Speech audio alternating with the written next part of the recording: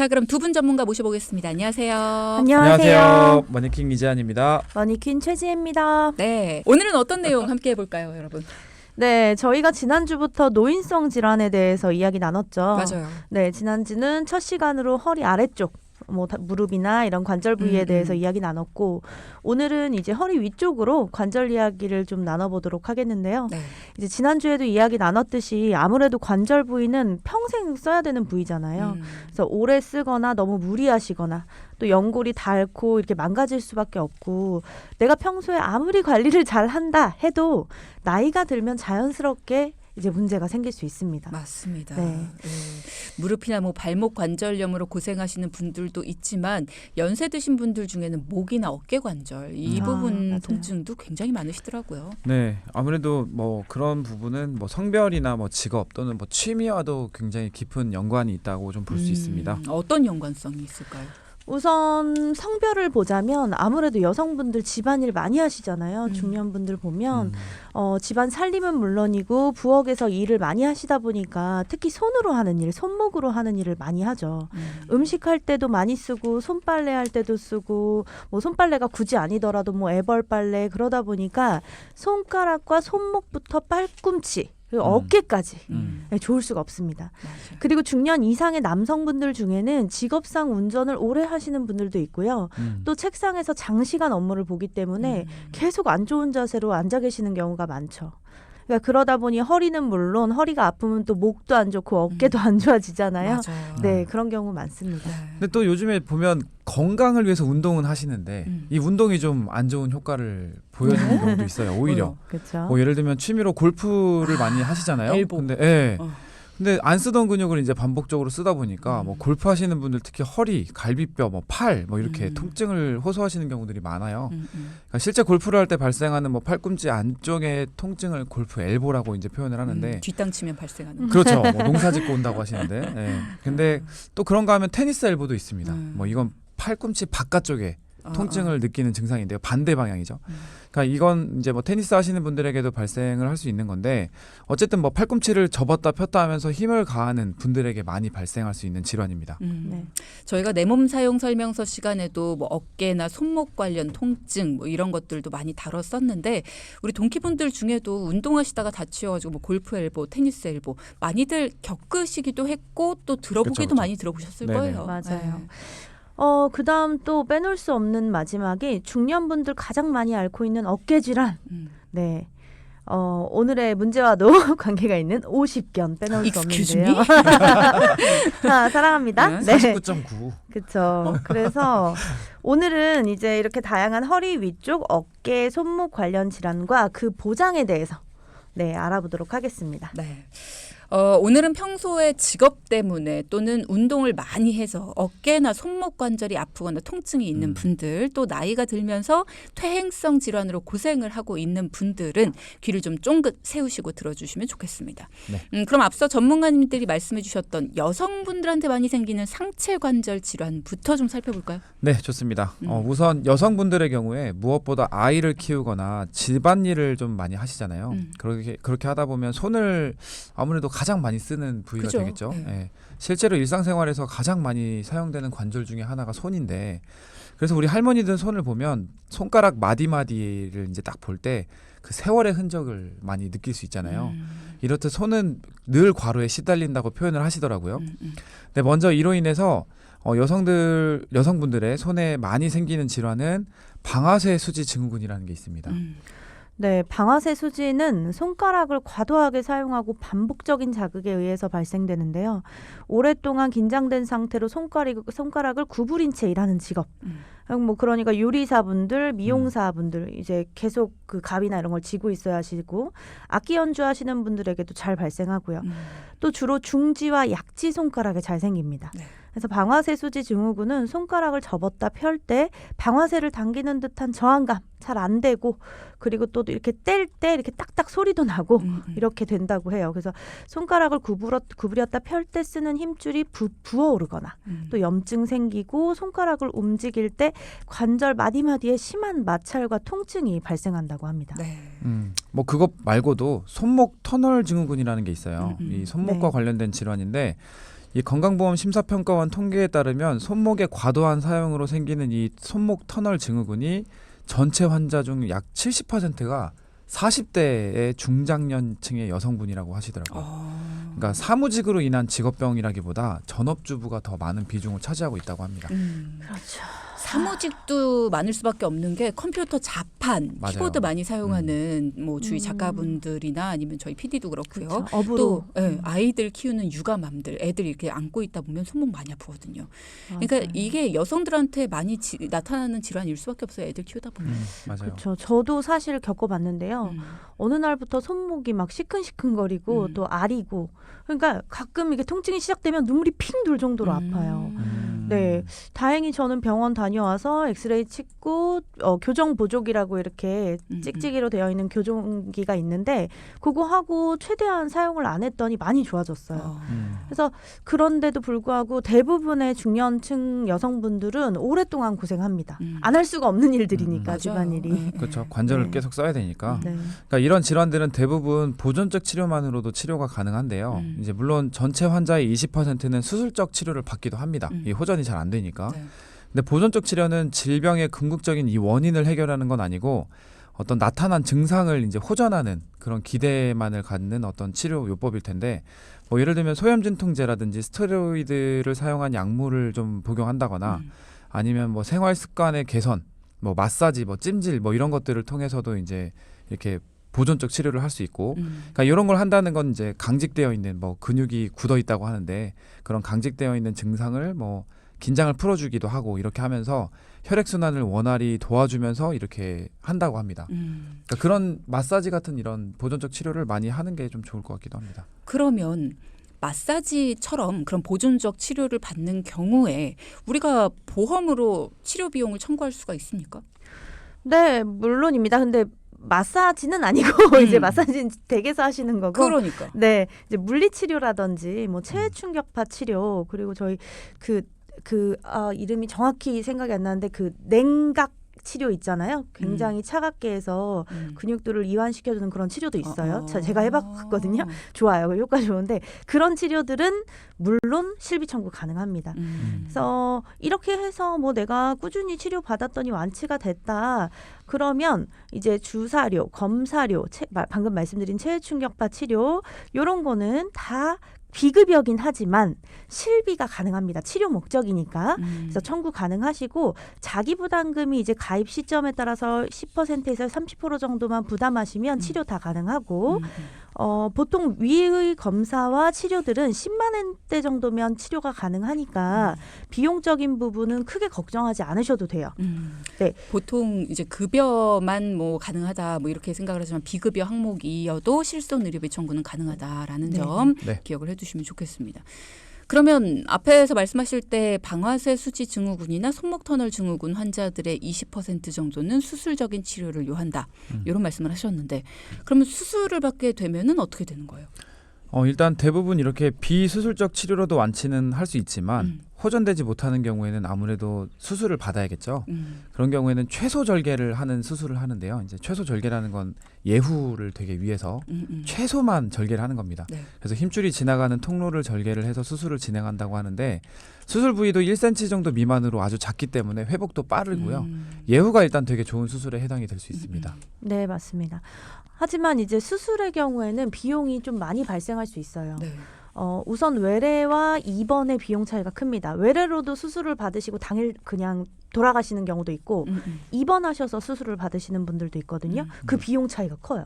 그래서 수술을 하기 위해서는 보통 MRI도 찍어야 되고 또 입원비라든지 수술비 뭐 그 외 비용들이 들어가잖아요. 네. 그래서 입원을 하시면 200만 원 전후라고 보셔야 돼요. 근데 방금도 말씀드렸지만 그 비급여는요 병원에서 금액을 정합니다. 그러다 보니까 병원마다 차익이 커요. 그렇죠. 그래서 저희가 딱 얼마다라고 말씀드리긴 좀 어려워요. 그래서 200만 원 전후 정도 될 수 있다. 그리고 외래로 진행하시면 50만 원 정도 전후가 될 수 있습니다. 그래서 둘 다 실손 청구는 가능하고 자기 부담금은 내셔야 되니까 그 부분은 제외하고 나오고요.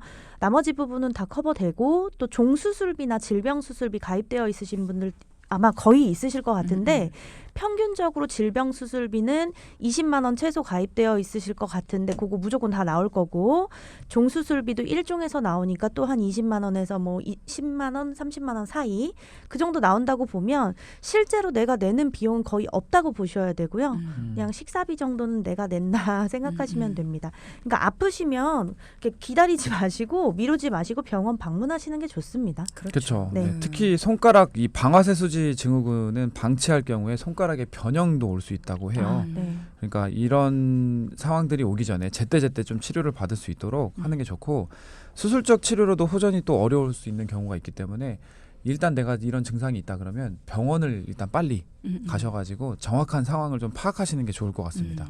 만약에 손가락 변형이 온다거나 호전이 잘 안 된다 그러면 나중에 후유장애로 네, 맞습니다. 할 수가 맞아요. 있는 거잖아요. 맞아요. 어쨌든 이제 원상태로 돌아오는 게 가장 좋으니까. 네. 자, 그럼 다른 것보다도 부담하는 비용들이 모두 실비 처리가 된다라는 점 두 분이 짚어주셨습니다. 만약에 통증이 심하고 일상생활에서 불편함을 느낀다면 바로 병원으로 가보시는 게 좋을 것 같고요. 치료도 가능하고 또 치료비가 실비 처리가 돼서 내가 크게 그러니까 뭐 돈이 많이 나가는 그런 치료들이 아닐 수 있다라고 하니까 내가 다 보전이 되니까 그러니까 빨리 병원을 가보시는 게 필요할 것 같습니다. 네, 아무래도 이제 뭐 호전이 됐다는 거는 치료가 초기에 잡혔다는 경우겠죠. 대부분의 경우에는 시간이 좀 지나면 괜찮겠거니 하고 이제 통증이 좀 참을만 하니까 방치하는 경우가 되게 많은데 네. 뭐 그러지 마시고 반복되는 작업을 하면 할수록 더 안 좋아지는 거니까 이왕이면 이런 질환들이 좀 뭔가 우려가 된다 할 때는 최대한 조금 주의하시면서 병원을 빨리 가셔서 정확한 상황 보시고 직업병이 생기지 않도록 조심하시는 게 좋을 것 같습니다. 네.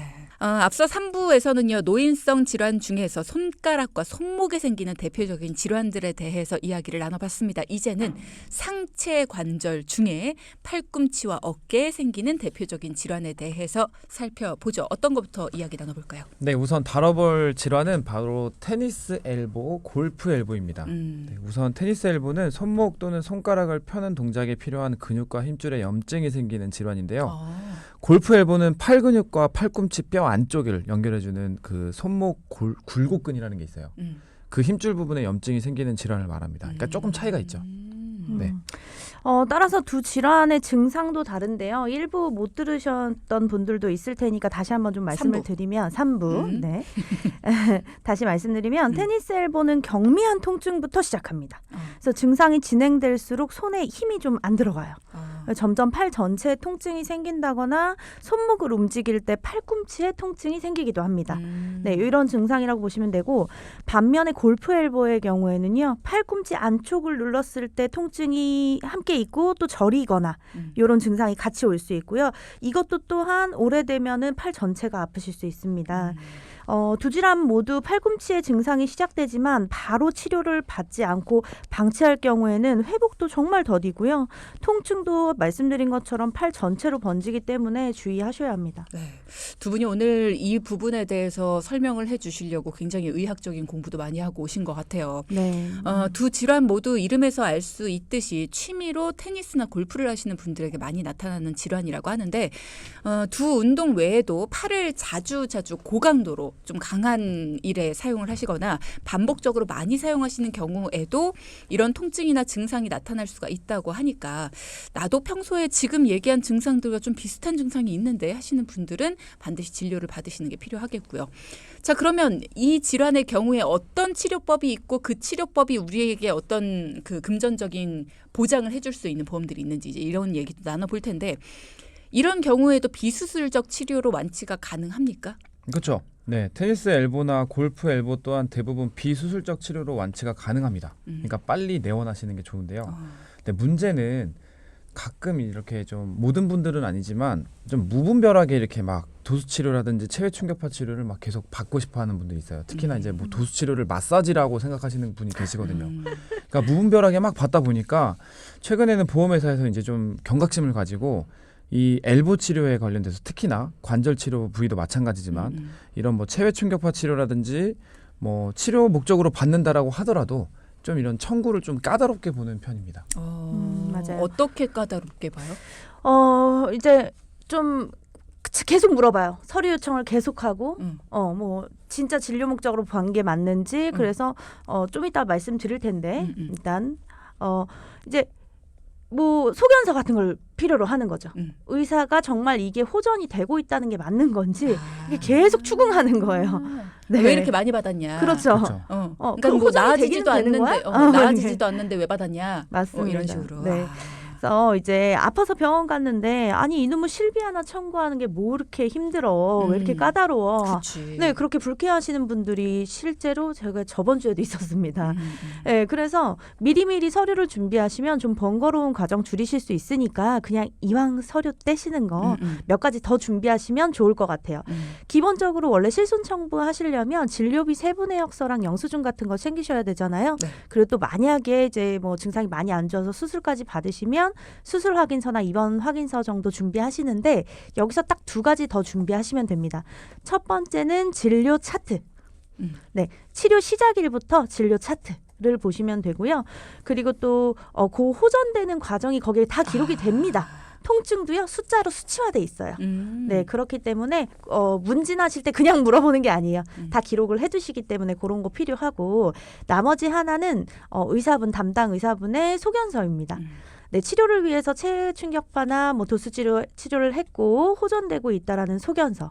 사실 회사별로 소견서 한 장으로도 끝나는 회사도 있는데요. 그렇지 못한 회사가 있으니까 그냥 둘 다 준비하세요. 네, 그러면 좀 깨끗하게 깔끔하게 끝납니다. 그렇군요. 네네. 네, 뭐 진료 차트나 뭐 소견서는 후유장애 신청할 때도 필요합니다. 그러니까 이 2가지 그 진료 차트, 의사 소견서 꼭 기억해 주시고 또 한 가지 좀 주의하셔야 될 부분은 3세대 2017년 4월 이후에 3세대 실비 가입하신 분 그리고 2021년 7월 이후에 4세대 실손 가입하신 분들은 도수 치료라든지 체외 충격파 치료의 경우에 같은 치료의 목적이라고 해도 1년에 최대 50회 이렇게 또는 비용으로 따지면 350만 원 여기까지만 청구가 가능하니까 이 횟수 50회 비용은 350만 원 이렇게 좀 기억을 좀 해주시면 좋을 것 같습니다. 그렇군요. 횟수 제한이 있다라는 거. 네. 근데 치료 목적으로 받는 도수 치료나 체외 충격파 치료라면 1년에 50회 정도라면 충분하지 않을까 싶은데. 일반적인 경우면 충분하다고 볼 수 있죠. 근데 사실 50회 받고도 호전이 없으면 수술을 좀 권하는 경우들이 있죠. 그런 있기는. 것 같아요. 네. 근데 어떤 분들은 50회라는 이 제한이 있는 것 때문에 과거 실비가 더 좋다고 단편적으로 좀 생각하실 수 있는데 오히려 1세대, 2세대 실비가 좀 심사에서는 더 까다로울 수 있습니다. 횟수 제한이나 가격 제한이 없기 때문에 더 까다롭게 되는 경우도 있으니까 꼭 이런 보여지는 것만 가지고 뭐 이게 뭐 더 좋다 저게 안 좋다 이렇게 구분하는 건 좀 합당하지 않은 것 같습니다. 그렇죠. 뭔가 제한이 없고 뭐 쓰는 대로 다 돌려드립니다라고 하는 거는 당연히 더 꼼꼼하게 확인을 하겠죠.